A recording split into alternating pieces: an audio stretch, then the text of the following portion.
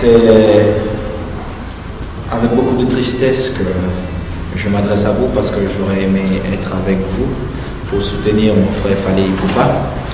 Mon cœur est à Kinshasa avec toi, cher frère. Je te soutiens dans cette noble cause.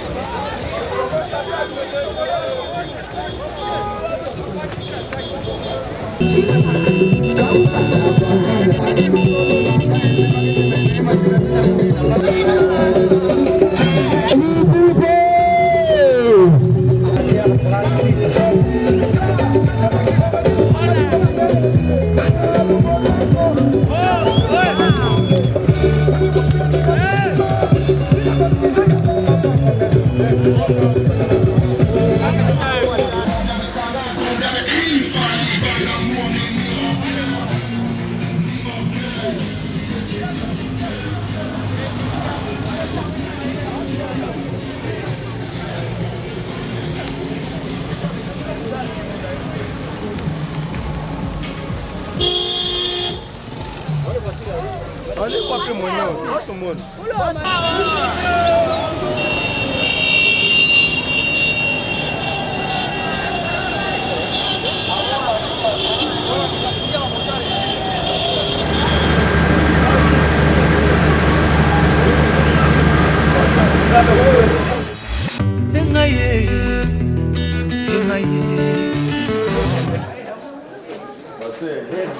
L'hôpital vous reçoit avec vraiment beaucoup d'amour. C'est une première fois, mais ce n'est pas la dernière fois. Voilà, c'est une bonne chose. Ce sont des vieux bâtiments, vous allez les voir, on a réhabilité. Et puis on a commencé à construire progressivement avec le soutien des Suédois. Une organisation suédoise Premier Interlife qui a financé la construction de quelques bâtiments. Et le reste, nous avons commencé à construire par nos propres ressources. Certainement que nous avons des difficultés de fonctionnement parce qu'autour de l'hôpital, c'est une population qui n'a pas de possibilités pour pouvoir payer les soins médicaux. Et que la plupart de ces gens sont des déplacés de guerre parce qu'à quelques 50 km de la ville, il y a un site de sécurité. Soit des FDLR. Alors tous ces gens-là ont quitté les villages, ils ont fui, ils sont installés en ville. Maintenant ils sont en ville, ils n'ont pas de travail. Ah, ils ne savent pas payer les soins de l'eau. Ils sont mal nourris. Quand on est mal nourri, on tombe souvent malade parce qu'on n'est pas bien. Mais comment vous procédez quand il y a quelqu'un qui arrive et il n'a pas de sous pour se faire? Les problèmes maintenant, nous d'abord, la première chose, on soigne d'abord le malade. Nous soignons d'abord. Et après avoir soigné, pour passer, on peut envoyer par exemple nos agents à la charrette de recouvrement, passer sur chaque lit pour demander si on peut payer quelque chose. Ils n'avancent pas. Mais nous n'exigeons pas d'abord qu'on paye avant d'être soigné. Si on demande une fourchette, une facture pour faire combien? C'est vrai que ça dépend. Oui, ça dépend. Des cas, ça dépend des cas, mais oui, si on dit... Ça dépend des cas. Mais pour nous, c'est-à-dire que le docteur Mukwege, comme gynécologue, a trouvé que d'abord l'idée de créer cet hôpital, c'est parce que beaucoup de femmes qui souffraient, c'est-à-dire que pendant la guerre, beaucoup de femmes ont trouvé la mort parce qu'il fallait, une femme ne pouvait pas quitter pour aller à l'hôpital provincial avec des insécurités. Là, avec UNICEF, on a eu l'idée de créer une maternité, c'était sur une tente là, où on pouvait soigner facilement les femmes enceintes. Maintenant, on a une maternité sans risque, c'est-à-dire qu'une femme vient pour l'accouchement. L'accouchement, un accouchement normal, c'est-à-dire que ça peut atteindre $30, mais la femme paye seulement 10 et l'hôpital prend en charge $1. Une césarienne, c'est autour de 140, mais la femme peut payer 80, le reste nous prenons en charge 80 ou 60. Excusez-moi docteur, et vous fonctionnez sur frais gouvernementaux, bien sur frais propres, ou bien comment est structuré les finances? Congolais, c'est-à-dire qu'il y a une prime pour les médecins. Les médecins ont une prime de risque. Mais le gouvernement nous a appuyé la fois passée. On nous a envoyé quelques fois les médicaments, une quantité, ce n'est pas une très grande quantité. La fois passée, on nous a envoyé aussi un équipement, c'était une radio, mais qui n'avait pas de pièces complètes. Il y a les collimateurs qui n'étaient pas là. Demain, je vais le lundi plutôt. Nous avons une morde frigorifiée que je vais retirer le lundi. tenants du gouvernement congolais. Et donc, l'hôpital, c'est un hôpital missionnaire. Il a commencé le 1er septembre 1999. Donc, ça fait presque 13 ans, 14 ans. 14 ans. Ouais. C'est un hôpital qui fonctionne comme tous les autres hôpitaux, avec une petite spécificité. C'est que c'est un hôpital qui s'est intéressé beaucoup, n'est-ce pas, aux violences sexuelles, parce que dans notre sous-région avec la guerre, ou disons les guerres répétitives, n'est-ce pas, on a remarqué un phénomène qui était anormal, c'est le phénomène de violence sexuelle. C'est vrai que ce phénomène existe même aux États-Unis, mais c'est des cas isolés. Mais ici, on s'est rendu compte que le viol était presque utilisé comme arme de destruction, c'est-à-dire de détruire la famille, qui est la base de la société. Initiative de notre ami Fally Ipupa, qui depuis longtemps est emporté dans des élans de générosité. Il a rassemblé des amis que nous sommes, touchés par les mêmes faits, les mêmes points, autour de cette fondation. Alors notre fondation, elle existe depuis, elle a été lancée officiellement le 22 juin 2013. Donc notre fondation est toute jeune. Et la première action que nous avions annoncée portait sur les femmes victimes de violences sexuelles. Nous ne voulions pas que ce soit un slogan comme c'est fait partout à Kinshasa et dans le monde pour pouvoir soutirer de l'argent auprès des gens, mais nous voulions vraiment que ce soit vrai et effectif. On l'espère aussi. Puis docteur, il faut souligner que nous fonctionnons à fonds propres jusque-là. Oui. Et nous sommes venus ici par notre propre volonté. Jusque-là. Ça ne veut pas dire qu'on refuse les donations extérieures, mais jusque-là, c'est à fond propre. Je pense que c'est une bonne chose d'abord de fonctionner comme ça. Vous êtes témoin, vous n'avez pas vu de presse ni un organisme international derrière nous. Donc c'est un peu ça qu'il faut souligner aussi.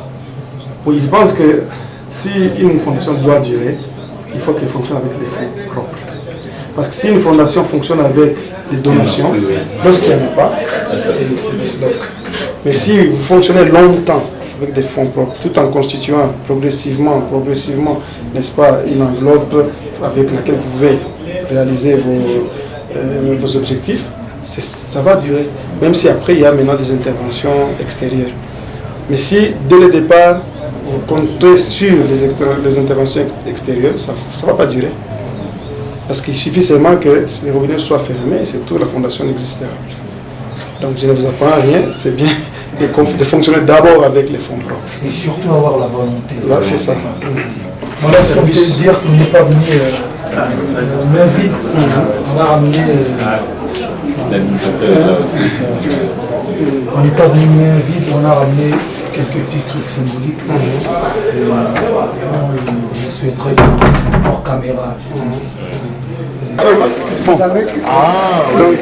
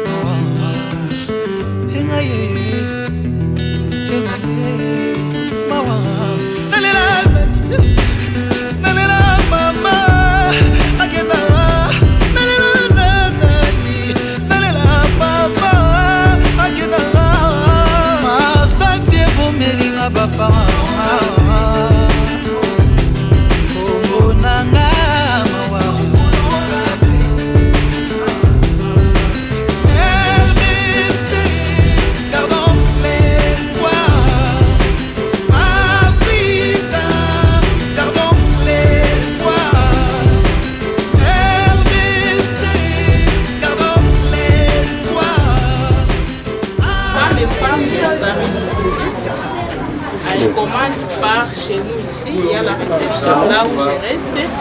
Après avoir les recevoir, étant donné que ce sont des femmes qui viennent trop traumatiser, les autres viennent en pleurant, les autres viennent avec des plaies et tout ça comme conséquence. Après la réception chez nous, on les amène chez le médecin pour la consultation médicale. Après la consultation médicale, maintenant on continue avec les examens de labo et puis elle voit les psychologues. Après les psychologues, là maintenant on peut juger si elle va rester ici en attendant une intervention pendant qu'elle est ici à l'hôpital, elle est suivie par sa chérie maman qu'on appelle l'assistante sociale qu'on appelle chérie maman. Chaque malade ici, elle est suivie par sa chérie maman qui est l'assistante sociale. Il y a combien de chéries maman? Nous sommes à 7 chéries maman qui suivent ces femmes pendant leur séjour ici à l'hôpital et jusqu'à la sortie. Si la chérie maman constate que cette patiente nécessite encore un suivi à domicile, il y a des femmes qui tombent victimes après les examens de labo, on constate qu'elles ont le VIH/SIDA. Là, nous les référons aussi au projet qui existe ici à l'hôpital Stephen Lewis pour la prise en charge et le suivi. La moyenne par jour, la moyenne mensuelle, on arrive à 240, 250 malades. Quand c'est stable, on tourne autour de 180. C'est pendant la période comme maintenant, on attend encore que 23 fait des trucs. Ça monte 250. Stop à la guerre, stop à la guerre, stop à la guerre, stop à la guerre.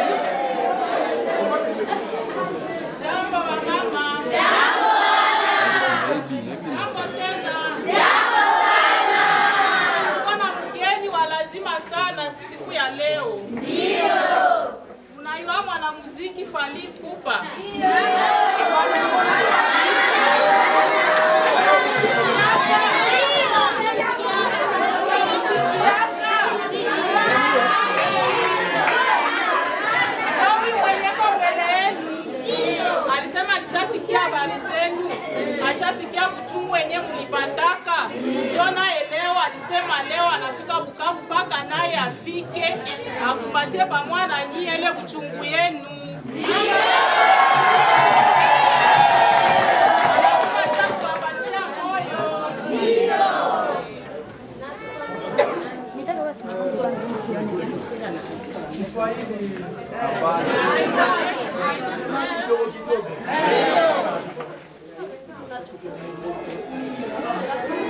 Tunakuya kubasaliliwa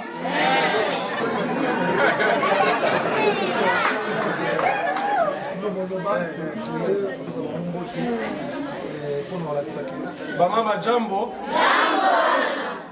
Tunafurahi sana kubaona. Ndio.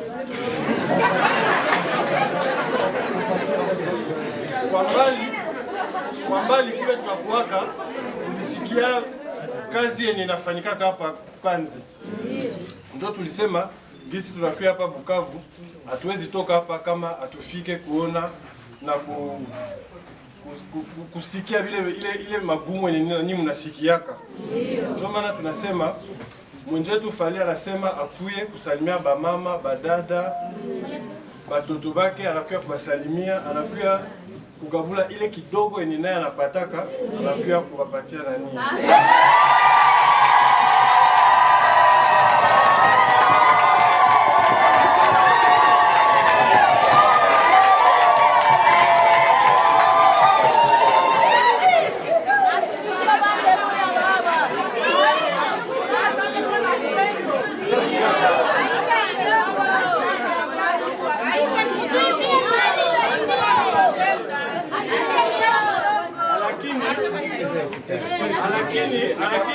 kusema ni mara kwanza anakuya, lakini haiko mara mwisho. Ataweza kuwa nakuya hapa Bukavu spesialement juu ya Panzi, wala kama yeye akuye anaweza tumana na benjake ya fondation. Sisi wendake ya fondation kama yeye makazi yake inamfunga inamkamata mwingine zingine shi tutaweza kuya kurepresenter, lakini ile message ni shi tutaleta ni ile ni yeye atatupatia. Analomba message yake ya kabambi sana, asema tumaini kwa tuangalie Mungu Baba, yeye ndo anajua maneno yake kisa alifanyaka, yeye ndo alifanya ete tukutane leo, anajua juu ya nini na abapatie nguvu ya kuendelea kuishi, ya kuendelea kupumziwa, ya kuendelea kujifunza vile wanaonyeshaka hapa Joville. Asante sana.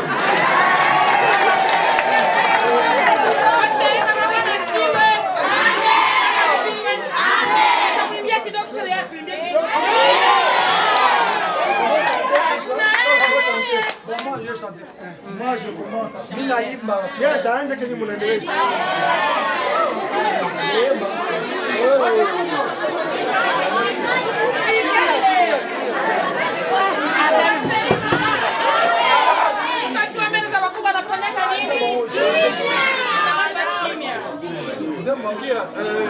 Wale anauliza hivi, aseme nyimbo yake ganie ni mnataka abaimbia.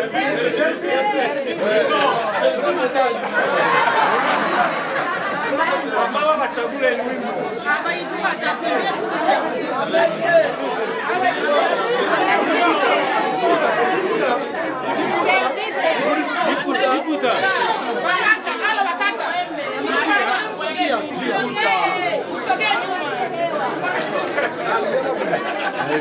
Chérie, fini kanga liputa mama.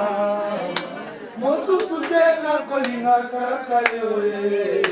Atabayo bareki ona bote. Nokalula butunga na lula na ngamba mama kwa Bukavu.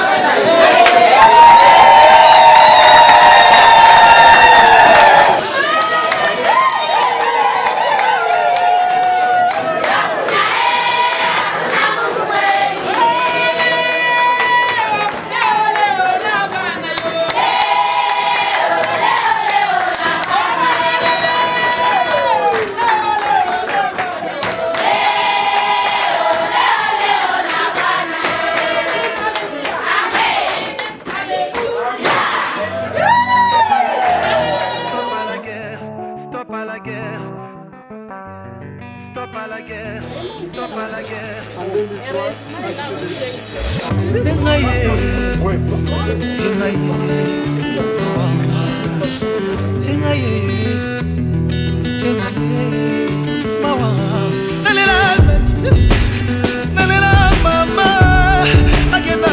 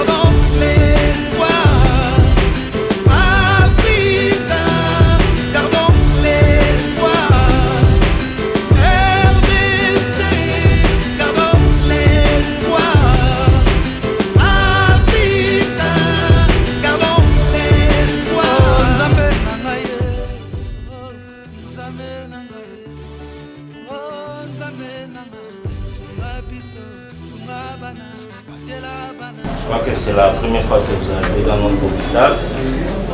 Vous passez toujours devant la route, mais je crois qu'aujourd'hui c'est le jour, le moment. Et nous sommes très ravis de vous recevoir dans cette hôpital.